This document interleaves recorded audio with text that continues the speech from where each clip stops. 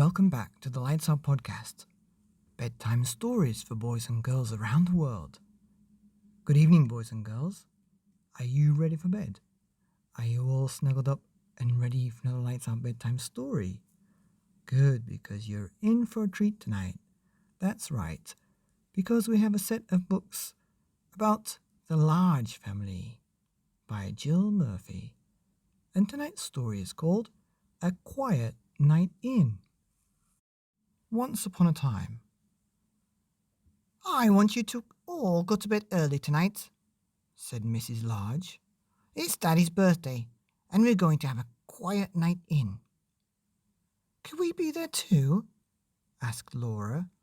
"No," said Mrs. Large. "It wouldn't be quiet with all you lot charging about like a herd of elephants."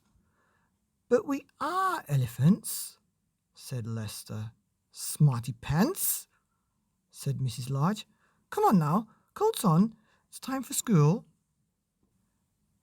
That evening, Mrs. Large had the children bathed and in their pyjamas before they had even eaten their tea. They were all very cross. "It's only 4:30, Mum," said Lester. "It's not even dark yet."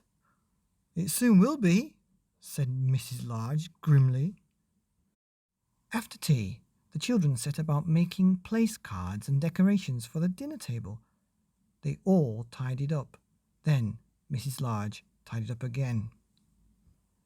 Mr. Large arrived home, looking very tired. "We're all going to bed," said Lester. "So you can be quiet," said Laura. "Without us," said Luke.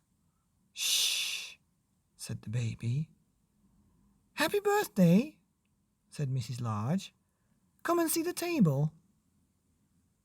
Mr. Large sank heavily into the sofa. "Oh, it's lovely, dear," he said.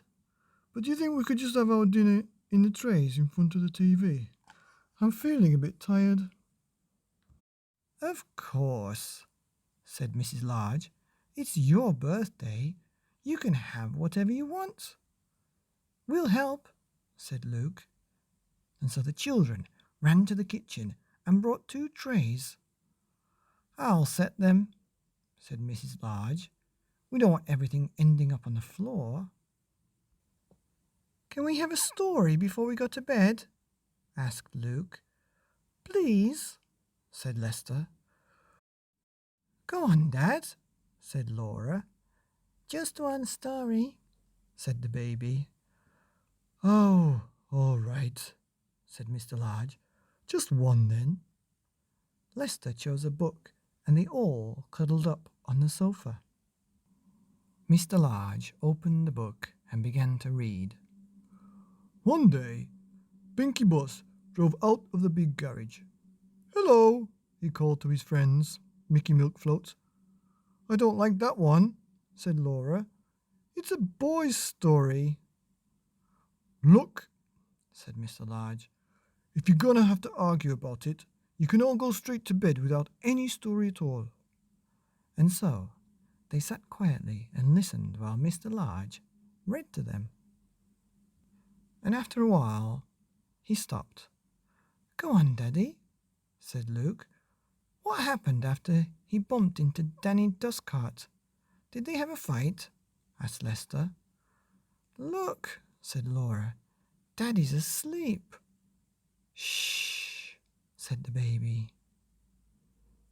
Mrs. Large laughed. "Oh, poor Daddy," she said. "Never mind. We'll let him snooze a bit longer while I take you all up to bed." "Will you finish the story for us, Mum?" asked Lester. "We don't know what happened in the end," said Luke. "Please," said Laura. "Story," said the baby. "Move up then," said Mrs. Large, and she picked up the book and began to read. "Watch where you're going, silly dustcart," said Binky. Just then, Pip the police car came driving by.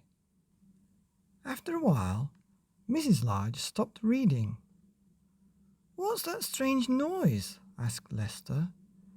It's Mummy. She's snoring, said Luke. Daddy's snoring too. They must be very tired, said Laura kindly. Shh, said the baby. And so the children crept from the sofa and fetched a blanket. They covered Mr. and Mrs. Large and took them in. We'd better put ourselves to bed, said Lester. Come on. Shall we take the food up with us? Asked Luke. It is on trays. It's a pity to waste it, said Laura. I'm sure they wouldn't mind anyway, and they wanted a quiet night in. Shh, said the baby. The end of A Quiet Night In by Jill Murphy. Here on the Lights Out podcast, bedtime stories for boys and girls and tired mummies and daddies around the world. Good night.